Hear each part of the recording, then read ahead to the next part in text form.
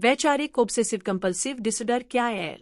यदि आपको ऐसा महसूस होता है कि आपका जीवन खिहर गया है और आप दिन भर चलने वाले किसी वसव से, अवांछित विचार से पीड़ित हैं, और आप विचारों के ऐसे चक्रव्यूह में फंसे हैं जो आपसे बात करते हैं और आपकी हर उस चीज का फायदा उठाने की कोशिश करते हैं जिससे आप डरते हैं ताकि आपको और अधिक डरा सकें, तो यह वीडियो आपके लिए है। इसे ही वैचारिक ऑब्सेसिव कंपल्सिव डिसऑर्डर कहा जाता है। यह आपके भीतर बात करने वाले एक व्यक्ति की तरह है जो आपके विचारों और भावनाओं को पढ़ता है और आपको वैसे ही जानता है जैसे आप खुद को जानते हैं। वह जानता है कि आप किस विचार से डरते हैं या किस बात को सुनकर आप घबरा गए थे। वह देखता है कि आपका मन इस बात से डर गया है, इसलिए वह उसी के बारे में आपको वसवसे देता है और बार बार उसकी याद दिलाता है। यह आपसे वैसे ही बात कर सकता है जैसे कोई सामान्य व्यक्ति बात करता है, या फिर यह आपका रूप ले सकता है और मैं के रूप में आपसे बात कर सकता है जैसे कि आप खुद बोल रहे हों। लेकिन हकीकत में यह एक नकारात्मक और जुनूनी विचार है। यह आप नहीं है और यह आपका विचार भी नहीं है, भले ही वह मैं के रूप में ही क्यों न आया हो।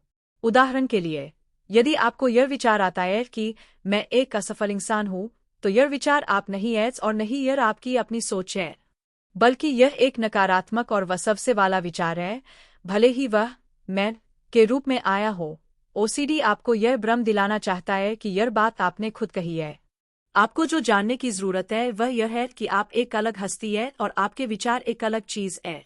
इसका मतलब यह है कि यदि आपके मन में कोई नकारात्मक विचार आता है, तो वह आप नहीं है। इसलिए खुद को दोष न देगी, मुझे यह बुरा विचार क्यों आया, क्योंकि वह आप नहीं है और आप इसके लिए जिम्मेदार नहीं ठहराए जाएंगे। वह सबसे ओसीडी के तरीके और चालें।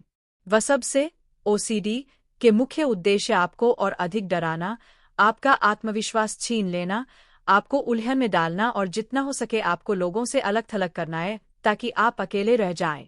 वह आपको उदास और भयभीत बनाना चाहता है क्योंकि इससे उसका काम आसान हो जाता है। वसवसा आपके जीवन में होने वाली किसी भी छोटी बड़ी घटना का फायदा उठाकर आपको डराने की कोशिश करता है या आपको किसी नकारात्मक विचार को सच्चाई मान लेने पर मजबूर करता है। उदाहरण के लिए, कोई बीती हुई घटना, किसी व्यक्ति द्वारा कही गई कोई बात या कहीं से सुना हुआ कोई खास शब्द, इन सब का इस्तेमाल वह सिर्फ आपको डराने के लिए करता है। उसके तरीकों में से एक यह है कि वह आपको दो चीजों के बीच चुनाव करने के लिए मजबूर करता है और फैसला लेने के लिए दबाव डालता है। जैसा कि हमने कहा, वह चाहता है कि आप दुविधा में रहें क्योंकि इससे आप भ्रमित, कन्फ्यूज्ड हो जाते हैं। उसका एक और तरीका यह है कि वह आपकी तुलना आपके पुराने स्वरूप से कराता है कि आप पहले कितने अच्छे थे और अब कैसे हो गए हैं। पहले आप कोई काम करने में सक्षम थे और अब आप कमजोर होने के कारण वह नहीं कर सकते। वह आपका आत्मविश्वास तोड़ना चाहता है। वह आपको यह भी दिखाता है कि कैसे बाकी लोग चैन से रह रहे हैं और सिर्फ आप अकेले दुखी हैं और वह सबसे से जूझ रहे हैं। वह आपको ठीक से सोने न देने की भी हर संभव कोशिश करता है, क्योंकि नींद की कमी से एकाग्रता कम हो जाती है और थकान बढ़ जाती है। यह उसके पक्ष में काम करता है क्योंकि इससे आप मानसिक रूप से बिखरे हुए होते हैं और अपनी सामान्य स्थिति में नहीं होते, जिससे आप उसके विचारों से और भी अधिक प्रभावित होने लगते हैं उसकी तुलना में जब आप अच्छी नींद लेते। इसके अलावा, यदि आप किसी काम में व्यस्त हो और अचानक आपको वसवसे वाले विचार याद आ जाए, तो आपको बहुत घुटन महसूस होती है कि थोड़ी देर के लिए भूलने के बाद आप फिर से उसी स्थिति में लौट आए हैं।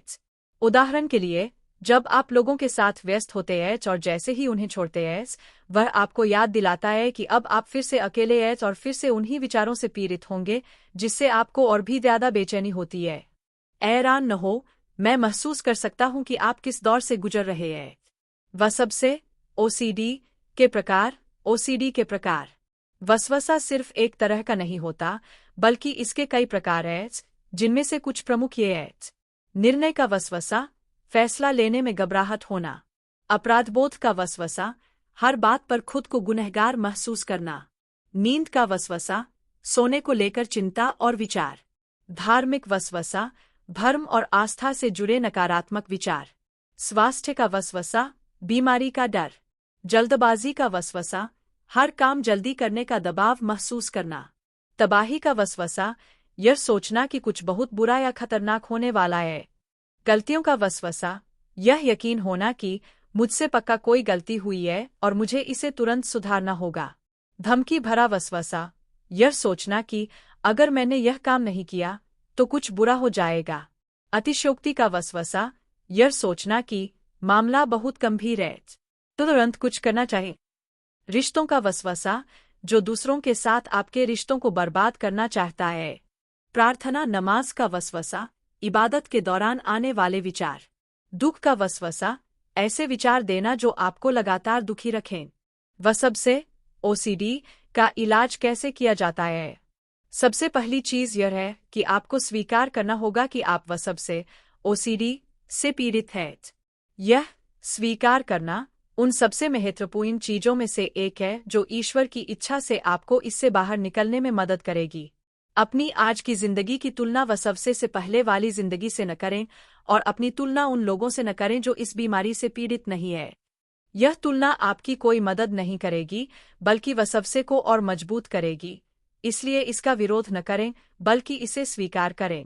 मेरे ज्ञान के अनुसार ऑब्सेसिव कंपल्सिव डिसऑर्डर का इलाज दवाओं और व्यवहार के माध्यम से किया जाता है। आपको अपनी स्थिति का आकलन करना चाहिए।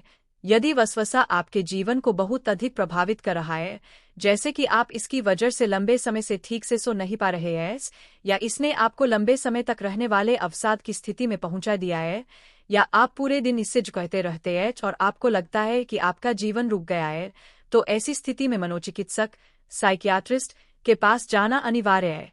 बेहतर होगा कि आप ऐसे डॉक्टर के पास जाएं जो दवाई भी लिख सके और साथ ही आपको वसवसे के बारे में समझाने और उससे निपटने के तरीके सिखाने के लिए सत्र भी दे सके। दवाएं आपको उस कठिन दौर से उबरने में मदद करेंगी और व्यवहार संबंधी प्रशिक्षण आपको सिखाएगा कि वसवसे के साथ कैसे जीना है और उसे कैसे नियंत्रित करना है। यदि आप ईश्वर पर विश्वास रखते हैं तो इससे बहुत मदद मिलती है। अपने रब की इबादत करें, उनसे अपने उपचार के लिए प्रार्थना करें और इलाज के साधनों को अपनाएं। इस बात का पूर्ण विश्वास, यकीन रखें कि ईश्वर की इच्छा से आप जरूर ठीक हो जाएंगे।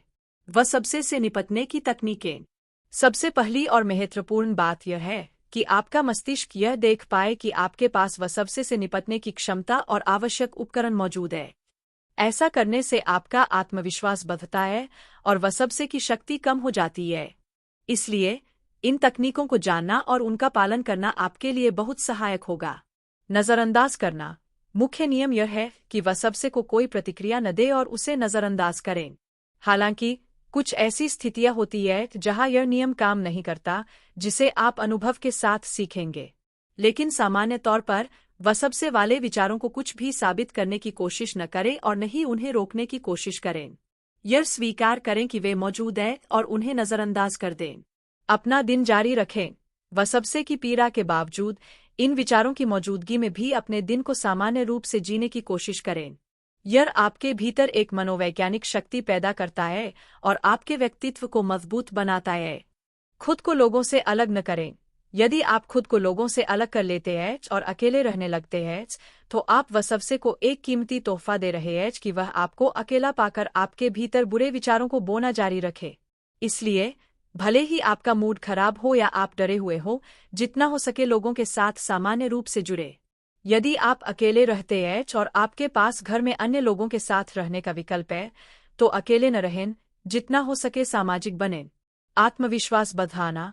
जैसा कि हमने कहा, वसवसा आपको आत्मविश्वासहीन बनाने के लिए कुछ भी करेगा ताकि उसका काम आसान हो जाए। जिन चीजों से आप डरते हैं उन्हें करने की हिम्मत करना और उन्हें वास्तव में पूरा करना आपके आत्मविश्वास के स्तर को बढ़ाता है, क्योंकि आपने अपने डर पर काबू पा लिया है। उदाहरण के लिए, यदि आपको बीमारियों का वसवसा है और आप मेडिकल टेस्ट कराने से डरते हैं, तो जाए और टेस्ट करवाए। या यदि आप हवाई जहाज में बैठने से डरते हैं, तो उसमें यात्रा करें। ध्यान दें, आपको कोई तर्कसंगत काम ही करना चाहिए। उदाहरण के लिए, यदि आप 2 इमारतों के बीच कूदने से डरते हैं, तो न कूदें, क्योंकि यह मूर्खता है, बहादुरी नहीं। अतिरिक्त तकनीकें। आपको इन सभी तकनीकों को करने की जरूरत नहीं है। इन्हें आजमाएं और उन तकनीकों का उपयोग करें जिन्हें आप अपनी स्थिति के लिए मददगार पाते हैं। 1. वसवसे के प्रकार को नाम दें। जैसा कि हमने कहा, वसवसे के कई प्रकार होते हैं। यह तकनीक केवल उस वसवसे के प्रकार को पहचानने और नाम देने तक सीमित है जो आप पर हमला कर रहा है। उदाहरण, मान लीजिए आपकी माँ ने अपना आपा खो दिया और आपसे कुछ बुरा कह दिया और वसवसा आपको उन्हें पलटकर जवाब देने के लिए उकसा रहा है। तो बस सरलता से कहें, नमस्ते रिश्तों वाले वसवसे, तुम मेरी माँ के साथ मेरे रिश्ते को खराब करना चाहते हो, मैं तुम्हारी चाल समझ गया हूँ, और उन्हें जवाब न दे। उदाहरण, यदि आपको कोई शारीरिक लक्षण महसूस हो रहा है और वसवसा आपको विश्वास दिलाना चाहता है कि यह किसी गंभीर बीमारी का लक्षण है, तो कहें, यह बीमारी वाला वसवसा है जो मुझे डराने के लिए इस स्थिति का फायदा उठाना चाहता है। इससे आपकी जागरूकता बढ़ती है और आप समझ जाते हैं कि ये केवल वसवसे वाले विचार हैं। 2. उल्टा करें तकनीक। यह बहुत सरल है। वसवसा जिस चीज के लिए जोर दे रहा है उसका ठीक उल्टा करें। यह कुछ मामलों में बहुत प्रभावी है। उदाहरण, यदि वसवसा आप पर हाथ धोने के लिए दबाव डालता है क्योंकि आपने उन्हें अच्छी तरह साफ नहीं किया है, तो उसके कहने के विपरीत करें और सफाई जारी न रखें। 3. सकारात्मक चीज क्यों नहीं हो सकती तकनीक। उदाहरण, मान लीजिए आपके पति रास्ते में देर से आ रहे हैं और वसवसा आपको इस विचार के साथ परेशान कर रहा है कि उनका एक्सीडेंट हो गया है। आपको उससे बहस नहीं करनी है, बल्कि बस इतना कहना है, क्या होगा अगर उन्हें देरी इसलिए हुई क्योंकि वह मेरे लिए तोहफा खरीदने रुक गए थे, और जो आप कर रही थी उसे जारी रखें। यदि वसवसा फिर भी आपको एक्सीडेंट का यकीन दिलाना चाहे तो उसे नजरअंदाज करें। 4. विश्वसनीय संदर्भ के साथ संज्ञानात्मक सुधार। इसका अर्थ है अपने मन को उस नकारात्मक उदाहरण के विपरीत एक वास्तविक और सकारात्मक उदाहरण देना। नकारात्मक विचार से सीधे न लड़े, बस अपने दिमाग को एक विपरीत वास्तविक उदाहरण दें।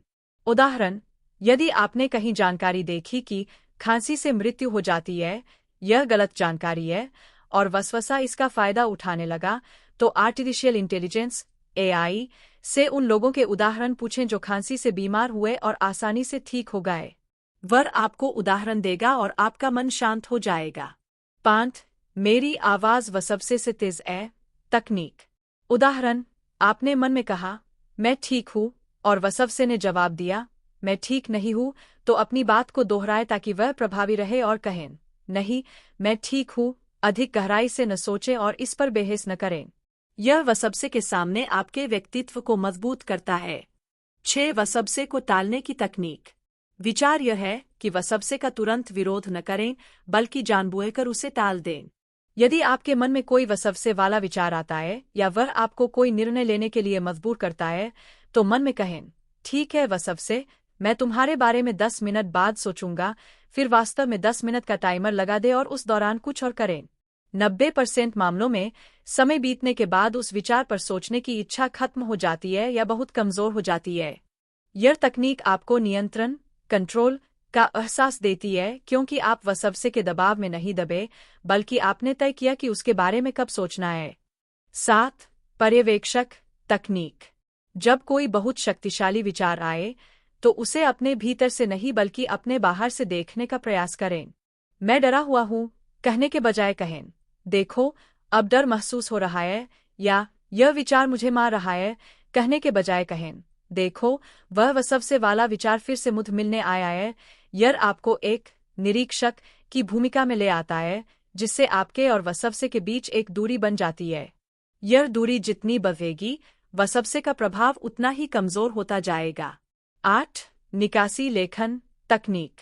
जब कोई परेशान करने वाला वसवसा बार बार आए तो एक कागज ले और बस यह लिखे, विचार यह कह रहा है और मैं ऐसा महसूस कर रहा हूँ।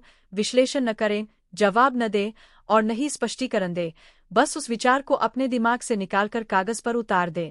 इसके बाद उस कागज को फाड़कर कूड़ेदान में डाल दें और कहें, वसवसे की जगह यहाँ है, मेरे दिमाग में नहीं। 9. मैं अभी ठीक हूँ तकनीक। जब वसवसा तेज हो जाए और डर का चक्र शुरू हो जाए तो धीमी आवाज में खुद से कहें, मैं अभी कमरे में हूँ, कुर्सी पर बैठा हूँ, गहरी सांस ले रहा हूँ, मैं ठीक हूँ। फिर अपने आसपास देखें और उन 3 चीजों को पहचानें जिन्हें आप देख सकते हैं, 3 आवाजें जिन्हें आप सुन सकते हैं और 3 चीजें जिन्हें आप छू सकते हैं। उदाहरण के लिए, मैं खिड़की देख रहा हूँ, मैं पंखे की आवाज सुन रहा हूँ, मैं मेज पर अपना हाथ महसूस कर रहा हूँ। यह तकनीक आपको आंतरिक डर की दुनिया से बाहर निकालकर आपके आसपास की सुरक्षित वास्तविकता में ले आती है। शोध बताते हैं कि यह तकनीक मस्तिष्क के डर वाले हिस्से में तंत्रिका संबंधी गतिविधियों को कम करती है। 10. शांति के बाद मूल्यांकन तकनीक। जब आप तनाव में हो तो किसी भी विचार या निर्णय पर कोई फैसला न लें। उसे कहीं लिख लें और 6 घंटे या अगले दिन तक इंतजार करें, फिर शांति से उसका मूल्यांकन करें। क्या वह अभी भी तर्कसंगत लगता है या वह केवल वसवसे का प्रभाव था? अक्सर आप पाएंगे कि वह विचार केवल बधाकर दिखाया गया था। यदि वह फिर भी डरावना लगे तो उसे शांति से नजरअंदाज कर दें। भविष्य के वसवसे से कैसे निपटे? भविष्य का वसवसा वह है जो आपको उन बुरी चीजों के बारे में डराता है जो भविष्य में हो सकती है और आपको यह विश्वास दिलाने की कोशिश करता है कि ऐसा जरूर होगा। इसका एक समाधान यह है कि आप इसे नाम दें। यह भविष्य का वसवसा है, जब इसका समय आएगा तब मैं इसे देख लूंगा, अभी नहीं। वसवसा हमेशा अभी तय करो, अभी फैसला करो और अभी डरो पर जिंदा रहता है और आपका जवाब होना चाहिए अभी नहीं।